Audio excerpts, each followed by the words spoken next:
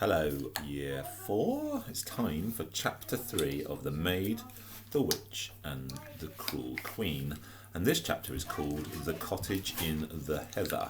And Elspeth is going to help with some of the reading.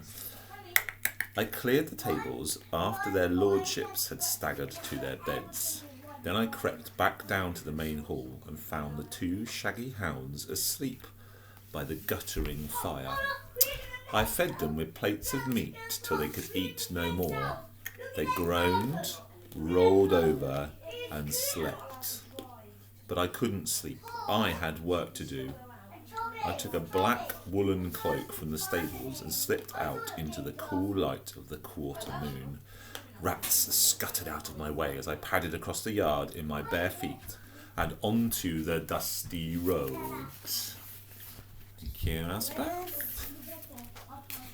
The church clock creaked and chimed 1. Dogs barked at me, but no one lit a candle or looked to see who was passing.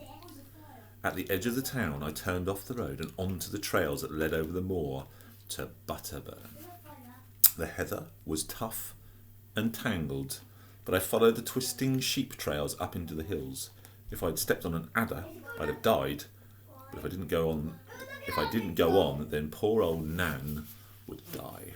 After half an hour, I saw her tiny cottage of tumbled stone with a roof of heather. And here is her tiny cottage of tumbled stone with a roof of heather. Whoa, that's very close. Very close. Everything was silent. I didn't want to disturb her. I sank onto the heather, pulled the cloak over me and slept. When the sun rose, 3 hours later, I woke with a start. A woman was looking down at me. She was probably about 40 years old, but the harsh life had turned her hair grey and wrinkled her skin dry like tree bark. Nan, I said. Young Meg. She nodded. Come for a cure at this time of the morning. No, I've come to warn you about Lord Scuggot, I told her. I remember him when he was young, an idle and vicious lad, she said, shaking her head. His father spoiled him, oldest son, you see. Suddenly, she looked at me sharply. What's he up to now? I rose stiffly to my feet. It's a long story, Then come inside. she said, and walked towards the cottage without looking back.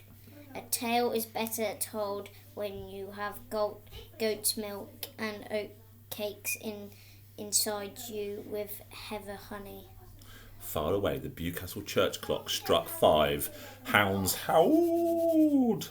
I didn't have much time. Right, we'll do the next chapter tomorrow. In the meantime, off you go and have your goat's milk and oats cakes with heather honey. Goodbye.